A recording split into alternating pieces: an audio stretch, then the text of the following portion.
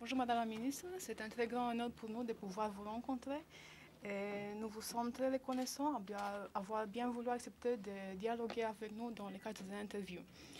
Nous sommes donc Anna Maria Dumbrovan et Diana Deac, étudiants roumains inscrits en relations internationales à l'Université Petru Maio Târgu Mureș. Notre domaine d'études fait que nous sommes très intéressés des politiques publiques. C'est pourquoi nous avons choisi de réfléchir sur un de ces sujets dans le cadre de notre documentaire, de traiter un sujet qui aujourd'hui c'est essentiel. Nous pensons en effet que l'environnement représente un des enjeux cruciaux d'aujourd'hui. Ainsi, nous avons choisi pour documentaire l'aménagement de l'environnement à Saint-Quentin-en-Yvelines. Et notre propos est de voir comment ce que représente l'environnement pour les autorités, mais aussi pour les citoyens, quelle est la relation entre les comportements des individus et leur environnement, mais aussi quels sont les risques liés à un aménagement de territoires incontrôlés.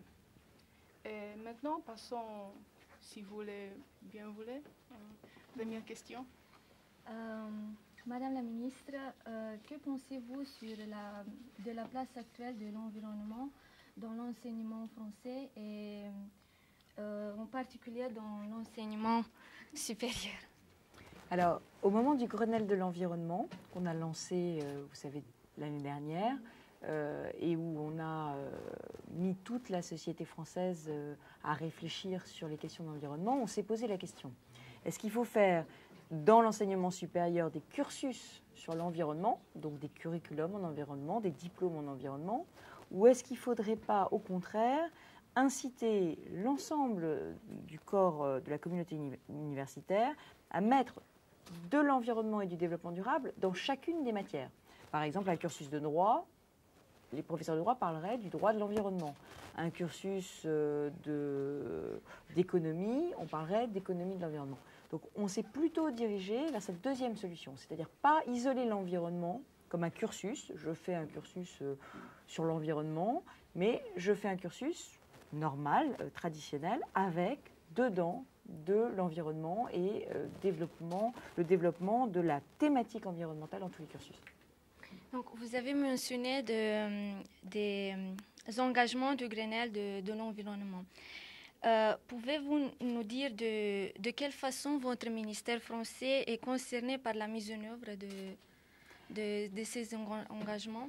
Il est au cœur du Grenelle de l'environnement parce que pour lutter contre le réchauffement climatique, par exemple, il faut des technologies, il faut de la recherche, il faut des nouvelles énergies, il faut des nouveaux matériaux de construction pour faire un bâtiment économe en énergie.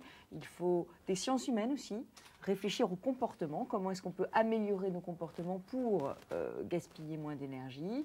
De la même façon, tout ce qui est l'observation de la biodiversité, c'est dans mon ministère. Et de la même façon, je crois que tout ce qui est transport, c'est ce qui est le plus polluant. Et ça demande aussi beaucoup de recherche. Et à votre avis, Madame la Ministre, quel doit être le rôle de la recherche dans le domaine de l'aménagement du territoire? Pour moi, la recherche est au cœur de tout, parce que la recherche, c'est faire progresser les techniques et faire progresser aussi la connaissance, tout simplement. Donc je crois que c'est au cœur de tout.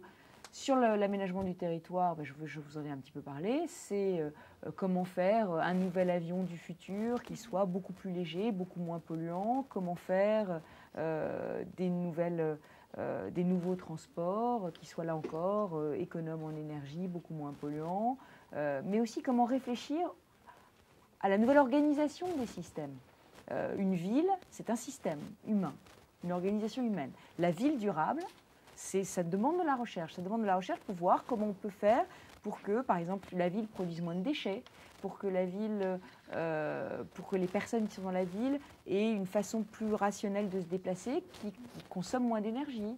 On cherche aussi sur la maison à énergie positive. La maison à énergie positive, c'est la maison qui produira plus d'énergie qu'elle en consomme. Et on travaille sur le solaire. On travaille sur toutes les capacités d'une maison à produire elle-même son énergie. Et on parle beaucoup aujourd'hui des projets de réhabilitation, de construction ou d'extension des établissements ou des campus. Les ministères imposent-ils aux ces établissements un cahier de charges environnementales? Oui, bien sûr, mais désormais, il faut que la sphère publique soit exemplaire. Alors pour tout vous dire, d'ailleurs je suis assez fière, mais mon ministère est le premier ministère qui a fait son bilan carbone. Son bilan carbone, c'est donc vérifier que, eh bien, on ne gaspille pas de l'énergie dans le ministère et prendre les mesures, tout simplement des mesures d'isolation par exemple pour le chauffage, des mesures qui permettent de consommer moins d'énergie. Et puis, on le fera dans tous les domaines de construction publique. Et le plan campus doit être exemplaire. Donc, les nouveaux locaux universitaires qu'on va construire doivent être exemplaires, au moins dans 3 domaines: l'environnement, les nouvelles technologies et l'accès pour les handicapés. Madame la ministre, une dernière question.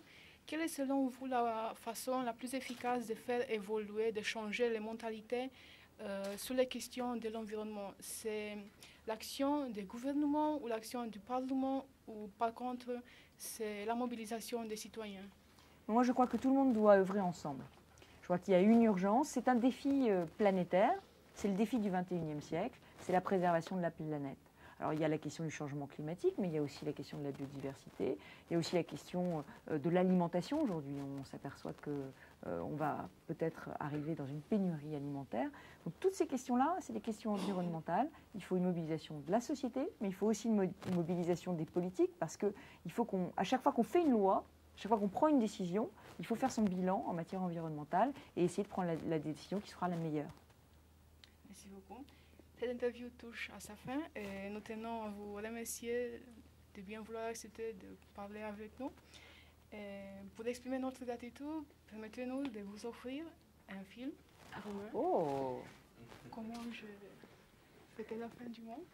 très bien.